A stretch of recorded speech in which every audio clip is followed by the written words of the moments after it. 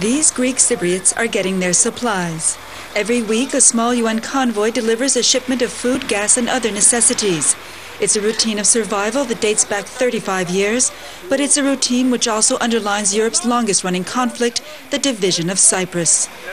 They're the last Greek Cypriots living in the north of Cyprus, an island which has been divided since 1974, when Turkey sent its army to stop what it claimed was an attempted coup d'etat by the Greeks in the south.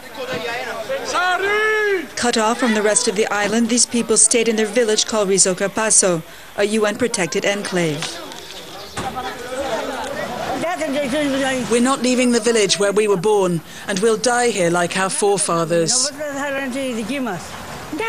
Why would I go down there in the south, leave here where I was born to become a beggar, begging for a house, asking someone to feed me? Leave my house? Here, look. They live in that house, and the other one's mine. Keeping or reclaiming their houses back. It was the main reason for these Greek Cypriots to stay. That in hope of a quick solution, they're still waiting. Before 1974, there were 3,000 Greek Cypriots here. Now there are just over 250. Today, most of Rizokapasso's residents are of Turkish origin. They were brought in to farm the land abandoned by the Greek Cypriots. In the village center, Turkish and Greek cafes are on opposite sides of the street. Ali Karadoğan is one of Rizokapasso's 2,500 Turkish settlers who arrived here after 1974. He says he was part of a plan to repopulate empty villages and didn't have a choice. His conscience is clear. He lives in peace with his Greek neighbors. Hayır, suçluluk duymuyorum. Devletin bu bir politika. I don't feel guilty. It was state politics. Halkın suç işlediği yoktur. The people didn't commit any crime. 1974 The peace operation of 1974 was organized for two communities, Greek and Turkish. hem Rumlar için hem Türkler için. I don't feel guilty about this. We also made the Greek people feel safe. Burada Rumların da güvenliğini sağlamış olduk. Although the opening of borders in 2003 has brought more Greek Cypriots to visit Rizokapasso, few stay. Chris Parpotas is an exception. Born and raised here, he returned 7 years ago to head the village's only Greek elementary school. Parpotas says he understands the frustration of his older peers. He himself lost his family home. But despite this loss, he has no hard feelings against the Turkish settlers. Most of the people here, they are friendly. We talk to each other. Maybe we sit together sometimes at the same time. A good opportunity for the solution to say Rizokarapasso belongs to everybody. But that opportunity came and went. Under the 2004 Annan peace plan, Greek Cypriots would have been able to reclaim their homes, but they would have stayed under Turkish Cypriot control. The Greek side voted no, the Turkish side yes. Rabet Bugdoğan came to Rizokarapasso from Turkey when she was 4 years old. She lives in a house which belonged to Greek Cypriots but doesn't own it. She pays a rent to the Northern Cypriot government. Chris Parpotas is her neighbor, but despite the friendly relations, she says only a solution can make her feel truly at home. Ben barış olmasından yanayım. I'm for peace, not only for the Turkish side, but for the Greek side too. Rum tarafı ve Türk tarafı için barış olmasın. Because I don't want people looking at each other with Turco-Greek hatred. I don't want that. Birbirlerine Rum Türk diye kinli bakmasınlar. Bunu istemiyorum. Today, Rabet is her younger brother, who owns a restaurant in Rizokarapasso. Shukru was 2 months old when his family came in 1975. He's never left the island. He feels Cypriot and wants a solution. But he says the European Union let them down when letting the South join the EU without them. Referandum öncesi bir takım ülkeler.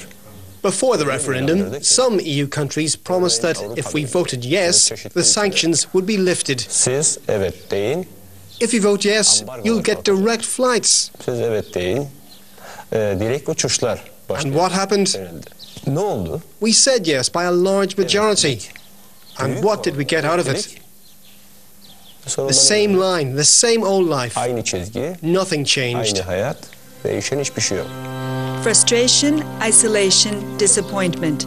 Key words which are at the heart of Northern Cyprus's upcoming elections, which place current leader Mehmet Ali Talat against Dervis Eroglu, Prime Minister of the self-proclaimed Turkish Republic of Northern Cyprus. They're running for president of a country only recognized by Turkey. And though there are only 280,000 Turkish Cypriots, whom they vote for on the 18th of April, will have a strong political impact way beyond their small borders. Talat is negotiating for a bi-federal, bi-zonal united Cyprus. But a growing number of Turkish Cypriots want a two-state solution. We prefer living in two communities. We need a Turkish leader to protect our interests and a Greek leader to protect their interests. We've already tried living in a single community and our rights were trampled on. There were injustices against us. We were the victims. That's why having two communities is in our interest.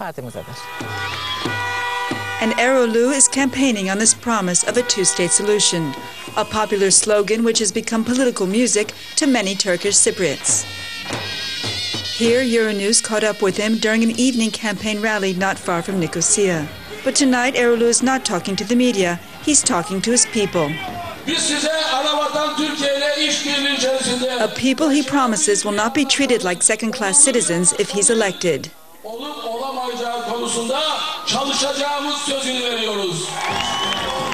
A secure and independent state, something Eroglu's supporters and party members believe can be negotiated if he's elected president. The main important thing between the Greek Cypriots and the Turkish Cypriots is the trust. So because of this trust, we do not believe one sovereignty or one equity. Because of this reason, we do believe we have to have two separate states all over the Cyprus. But this is something that we have to negotiate at the peace talks. Eroglu's growing popularity in the opinion polls has led to a concern that time is running out, not only for a Cyprus solution, but for Talat's re-election. Talat says he understands the frustration of the Turkish Cypriots, but warns a two-state solution is not up for negotiation. There are too many UN resolutions which forbid it. Two-state solution is impossible. This is the decision of the Security Council. So I am campaigning in favor of continuation of our policy, which is pro-solution, pro-friendship, and pro-European Union.